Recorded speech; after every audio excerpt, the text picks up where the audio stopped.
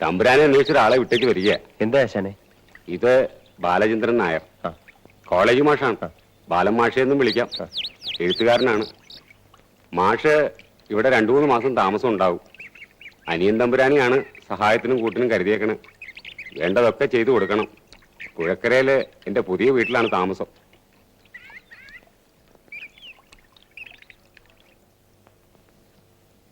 രണ്ടു മാസത്തെ താമസം ഉണ്ടാവും പറഞ്ഞല്ലോ. വെറുതെ ഒരു വിശ്രമത്തിന് വന്നതാവും. അല്ല, കൂടിയാട്ടത്തെ കുറിച്ച് ഒരു ചെറിയ ഗവേഷണം. ഇവിടെ ആവുമ്പോ കലാമണ്ഡലം ഉണ്ടല്ലോ. എന്തേ വരെ ഒറ്റയ്ക്കാക്കിയത്? ഒറ്റയ്ക്കേ ഉള്ളൂ, അതുകൊണ്ട് തന്നെ. അപ്പൊ കല്യാണം? ജോലി തിരക്ക് കാരണം അതിനുള്ള സാവകാശം കിട്ടിയില്ല. അത് കൊള്ളാം. അനിയനോ? ഞാൻ കല്യാണം കഴിച്ചു. കുട്ടികൾ? അത്രക്കായില്ല. എന്തിനാ താമസിപ്പിക്കുന്നത്? പുഴക്കരയിൽ നമ്മുടെ ആശാന്റെ വീട്ടിലെ ഒരു മാഷ് താമസത്തിന് വന്നിട്ടുണ്ട്.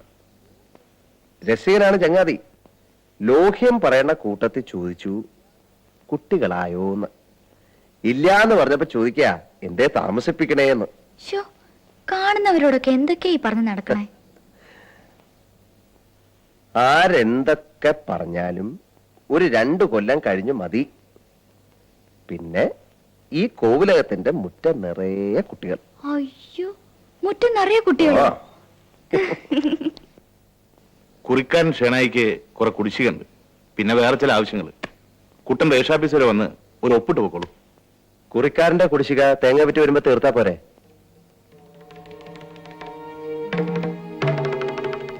എങ്ങനെ വേണമെന്ന് ഞാൻ തീരുമാനിച്ചോളാം. കുട്ടൻ വന്ന് ഒപ്പിടുക. ഓരോന്നിങ്ങനെ വിറ്റ് പോയാല്. അല്ല, എന്താ ഇത്ര അത്യാവശ്യം എന്ന് ഞാൻ കൂടെ അറിഞ്ഞോട്ടെ. കാരണം അറിഞ്ഞാലേ കുട്ടൻ ഒപ്പിടൂ. അറിഞ്ഞുകൊണ്ട് എന്താ ഏട്ടാ തെറ്റ്? ഏട്ടൻ തമ്പുരാന്റെ വാക്കിന് എതിർവാക്ക് ചിന്തിക്കുകൂടി ചെയ്യാത്ത ആളായിരുന്നു അനിയൻ തമ്പുരാൻ. കല്യാണ മന്ത്രത്തിന്റെ ഓരോ ശക്തിയെ ഇങ്ങനെ ചിലര് കാലെടുത്ത് കുത്തിയിട്ടാണേ പല തറവാടുകളും മുടിഞ്ഞു പോയിട്ടുള്ളത്.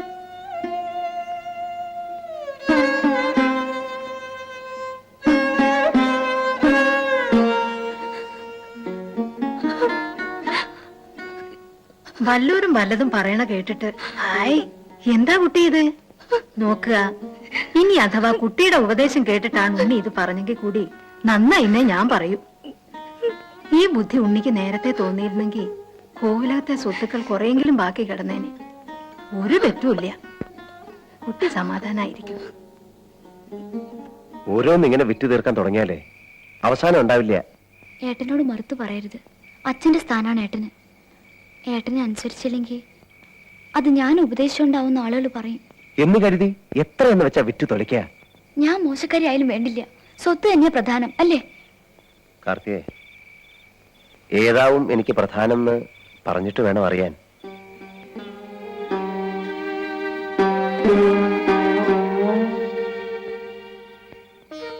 അനിയൻ എന്താ പഠിക്കാതിരുന്നത്? പ്രത്യേകിച്ച് കാരണമൊന്നുമില്ല. 6 വരെ പഠിച്ചു. പരീക്ഷയ്ക്ക് തോറ്റു. 2ാം കൊല്ലക്കാരനായി വീണ്ടും അതേ ക്ലാസ്സിൽ പോകാൻ മടി.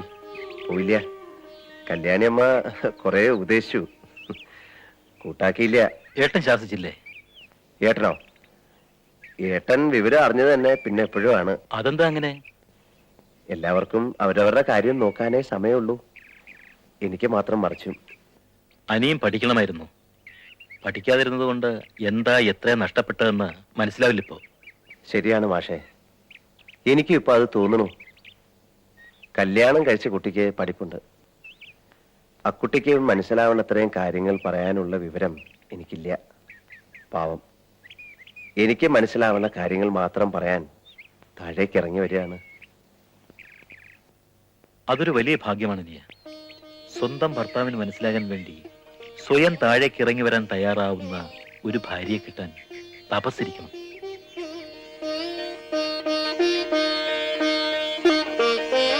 ആ മാഷ് പറഞ്ഞതറിയോ? കാർത്തികയെ പോലൊരു ഭാര്യയെ കിട്ടാൻ തപസ് ചെയ്യണമെന്ന്. ആ മാഷക്ക് എന്നെങ്ങനെ അറിയാം? മാഷ് എന്തിനാ അറിയണ? ഞാൻ അറിഞ്ഞാ പോരെ? ഞാൻ എപ്പോഴാണാവോ തപസ് ചെയ്തത്? മുജ്ജമ്മത്തില് ഹിമാലയത്തിന്റെ മുകളിൽ ജടയും താടിയും വളർത്തി മഞ്ഞിന്റെ മുകളിൽ തപസ്യായിരുന്നില്ലേ എന്നെ കിട്ടാൻ? ജടയും താടിയും വളർത്തിട്ടോ? ആയി, നല്ല രസായിരുന്നിരിക്കല്ലോ കാണാൻ. തപസ് ചെയ്തിട്ടുണ്ടാവുക ഞാനാവും. ഈ സ്നേഹവും ഈ ജീവിതവും വരമായി കിട്ടാൻ.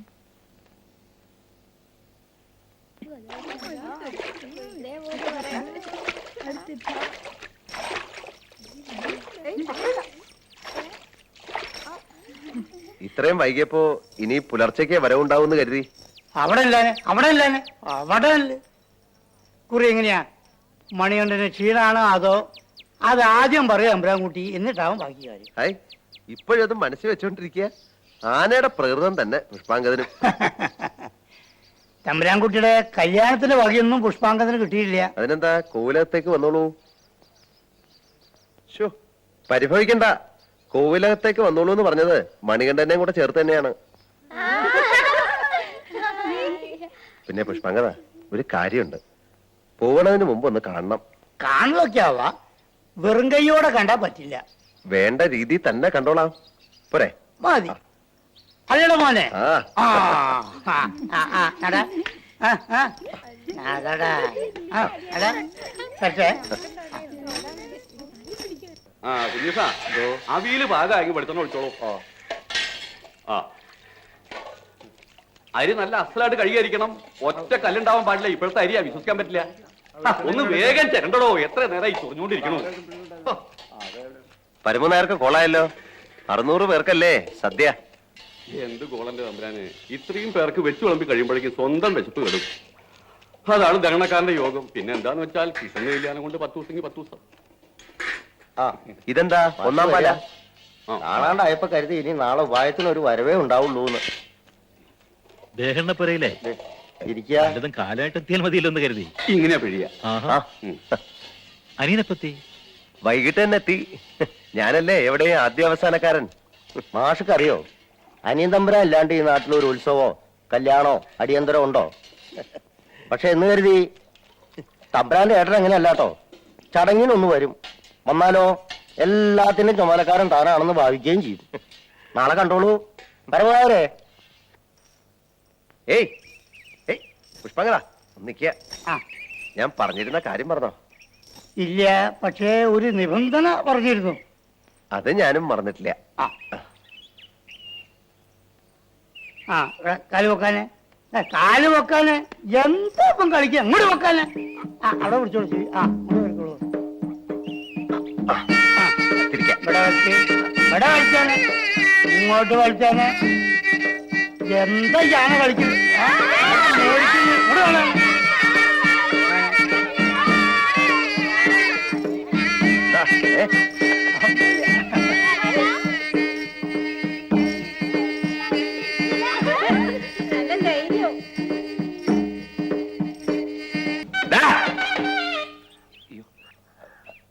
അതെ പുഷ്പങ്ങള, എന്തൊക്കെ കോലാ നീ കാണിക്കണേ? അവനോ ബുദ്ധിയില്ല, തനിക്കും ഇല്ലാണ്ടായോ? ബുദ്ധി ഉണ്ടായ 5 ഉറുപ്പ്യ വെറുതെ കിട്ടുമോ? ഉറുപ്പ്യക്കൊക്കെ വലിയ വിലയാ തമ്പുരാനെ. ആനപ്പുറത്തിരുന്ന് അങ്ങനെ വരുമ്പോ ഞാനൊരു സ്വപ്നം കണ്ടു. ഞാനൊരു രാജകുമാരൻ എഴുന്നള്ളി വന്നിറങ്ങുമ്പോ കൊട്ടും കുരവയും, രാജകുമാരിയായി കാർത്തിക, മോളീന്ന് പുഷ്പവൃഷ്ടി. ഞാൻ കണ്ടു. അതെങ്ങനെയാ? മനക്കണ്ണുണ്ട്. എന്റെ തമ്പുരാൻ കാണുന്ന സ്വപ്നം എന്റെയും കൂടെ അല്ലേ?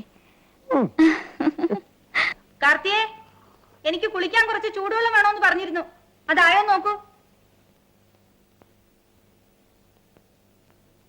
കല്യാണിയമ്മേ, ഒരു സംശയം.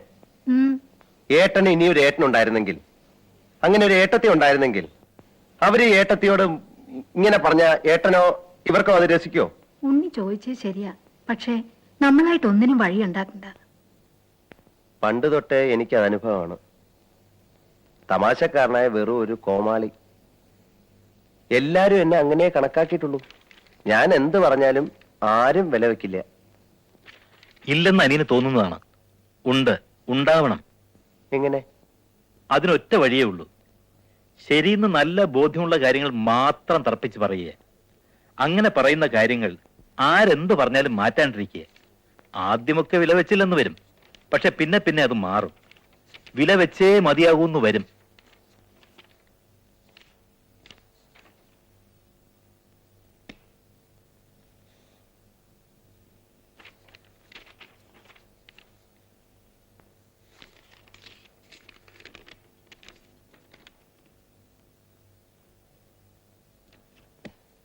ആരുടെയാ മാഷെ ഈ കവിത?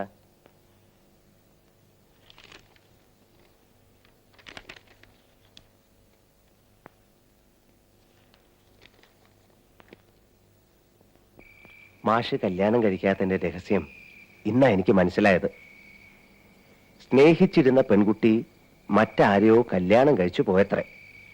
എന്നിട്ടും ആ കുട്ടിയെ മനസ്സിൽ വിചാരിച്ച് ഒറ്റയ്ക്ക് കഴിയാണ് പാവം. ഞാൻ ഓരോന്ന് കുത്തി കുത്തി ചോദിച്ചപ്പോ പാവം എല്ലാം തുറന്നു പറഞ്ഞു. ആരുടെയും കുറ്റമല്ലാത്രേ, ആശിക്കാൻ മാത്രമായിരുന്നു വിധിയെന്ന്.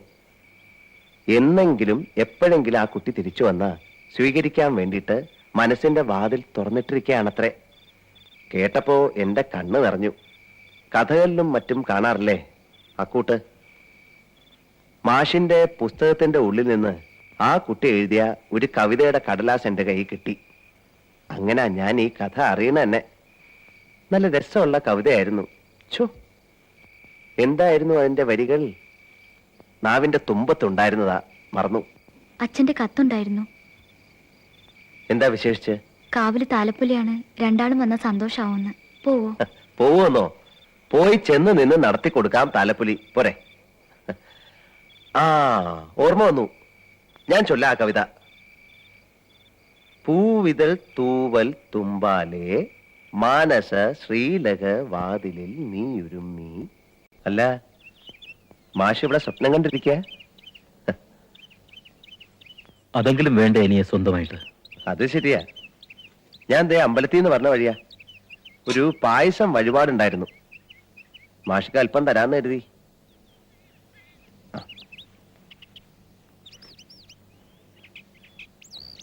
പായസം കഴിച്ചു. എന്നാൽ എന്താ വിശേഷം എന്ന് ചോദിച്ചില്ല. എന്താണ്? ഇന്നൊരാളുടെ പിറന്നാളാ. ആരുടെന്നല്ലേ? എന്റെ തന്നെ. അതെ. ആ, എന്നിട്ടെന്താ ഒറ്റയ്ക്ക്? അതോ, അവിടെ ആഘോഷത്തിന്റെ തിരക്കാ. പാചകം, സദ്യ, അങ്ങനെ. വരട്ടെ. നിലവരത്തെ ഔസേപ്പ് മാപ്പിള ഇന്നലെയും കണ്ടപ്പോ ചോദിച്ചു. ആ മേലേപ്പര വളപ്പമ്മൽ അയാൾക്കൊരു നോട്ടുണ്ട്. ഇപ്പോഴാണെങ്കിൽ നല്ല വില ഈടാക്കാം. അത്യാവശ്യം ബാധ്യതകൾ തീരുകയും ചെയ്യും, വല്ലതും ചില്ലറ ബാക്കിയുണ്ടാവും. ഞാനും അതന്നെ ആലോചിക്കണം. അല്ലാണ്ട് വേറൊരു മാർഗവുമില്ല. താൻ അയാളെ കണ്ട് ഇടപാട് ഉറപ്പിക്കുക. നാളെ ഞായറാഴ്ച, നാളെ കഴിഞ്ഞ് പ്രമാണം രജിസ്റ്ററാക്കാം. ഓ, ആ കുട്ടാ, ഞാൻ നിന്നെ വിളിക്കാൻ തുടങ്ങായിരുന്നു. മറ്റന്നാൾ ഒരു പ്രമാണം രജിസ്റ്ററാക്കാനുണ്ട്, ആ മേലേത്ര വളപ്പിന്റെ. ബുദ്ധിമുട്ടാവല്ലോ ഏട്ടാ. ബുദ്ധിമുട്ടോ? അതെ, രണ്ട് കാര്യങ്ങളുണ്ട്. ഒന്ന്, മറ്റന്നാൾ കാർത്തികയുടെ നാട്ടിലെ കാവില് താലപ്പൊലിയാണ്, ചെല്ലാമെന്ന് ഏറ്റുപോയി. രണ്ടാമത്, ഇതിപ്പോ കുറെ ആയില്ലേ രജിസ്റ്റർ ആക്കുന്നു വിറ്റഴിക്കുന്നു. എന്നാ ഇതിനൊരു അവസാനം? കുട്ടാ, അത്രയ്ക്ക് അത്യാവശ്യം ഇവിടെ എന്താണെന്ന് ഞാൻ കൂടെ ഒന്ന് അറിയട്ടെ. അത്യാവശ്യം ഇല്ലെങ്കിൽ ഏട്ടൻ തമ്പുരാൻ ഒരു കാര്യത്തിന് മുതിരോ? മുതിരും. പറഞ്ഞിളക്കി സ്വാധീനിക്കാനുണ്ടല്ലോ തന്നെ പോലുള്ള ആൾക്കാർ. കോവിലകത്തെ സ്വത്തുക്കളുടെ കാര്യം ഞങ്ങൾ ഏട്ടനും അനിയനും തമ്മിൽ പറഞ്ഞോളാം. താൻ ചെല്ലപ്പെട്ടിയായി നിൽക്കേണ്ടടുത്ത് നിന്നാ മതി. പറയൂ ഏട്ടാ, ഈ കോവിലകത്ത് പണത്തിന് എന്താ ഇത്ര ഞെരുക്കം? നീ അവരുടെ വേണേയും വാക്കേട്ട് എന്നെ വിസ്തരിക്കാൻ വരിക? ആരുടെയും വാക്ക് കേട്ടിട്ടല്ല. എന്താ അല്ലാണ്ട് എനിക്ക് ചോദിച്ചൂടെ? കുട്ടാ, ധിക്കാരം കൂടി പോണു. ശബ്ദമുറച്ച് എന്തെങ്കിലും മിണ്ടിപ്പോയാൽ ഉടനെ ധിക്കാരായി. പറഞ്ഞും പേടിപ്പിച്ചും ഇത്ര നാളെന്നെ മിണ്ടാതിരുന്നില്ലേ? ഇനി മതി. എനിക്കറിയണം, വസ്തുവകകൾ വിറ്റ് പണം ഉണ്ടാക്കേണ്ട അത്യാവശ്യം ഇപ്പോഴെന്താ? അറിയാൻ എനിക്കെന്താ അവകാശമില്ലേ? അറിയണം. അറിഞ്ഞിട്ടേ വേണോ വേണ്ടോ എന്ന് തീരുമാനിക്കാൻ പറ്റൂ.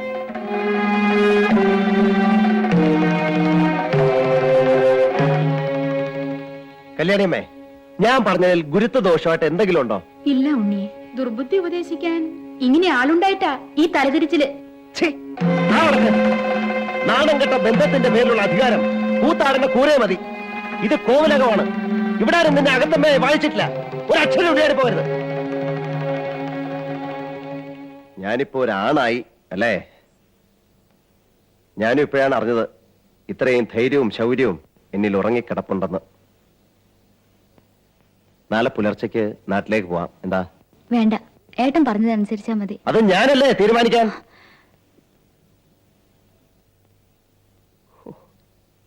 ഈ മുഖത്ത് നോക്കിയാൽ ഒന്ന് ശകാരിക്കാൻ കൂടി വയ്യ. എനിക്ക് പേടിയാവണല്ലോ എന്റെ തമ്പുരാനെ.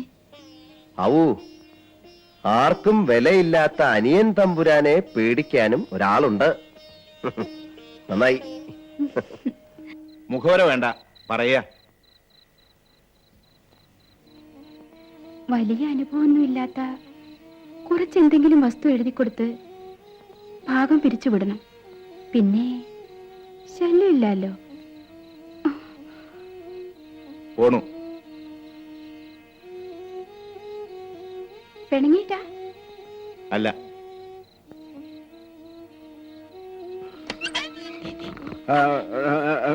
എന്തേ ആവോ? ഒന്നുമില്ല. ഞാനും അവിടത്തോളം വേണ്ട.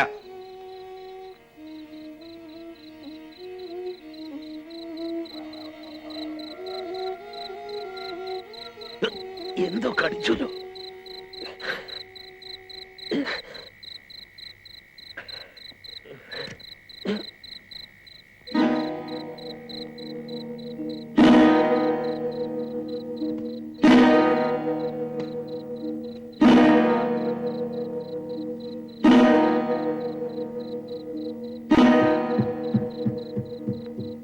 എന്താ ഏട്ടനെന്താ? പരിഭ്രമിക്കാതിരിക്കുക. എന്ത് പറ്റി? വിഷാരിക്ക് ആള് പോയിട്ടുണ്ട്. ഏട്ടാ ഏട്ടാ ഏട്ടാ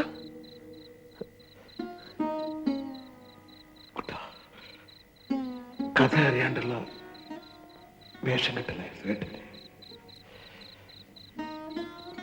തിരിച്ചറിയാനുള്ള വിവേകം വരാൻ വൈകി. കുട്ടം പറഞ്ഞാക്കിയ ശരി ഏട്ടാ, ആ ശരിയിലേക്ക് വരാൻ ഏട്ടന് സമയമില്ലല്ലോ കൂട്ടാ. വല്ലാണ്ട് വഴി പോയല്ലോ ഏട്ടാ.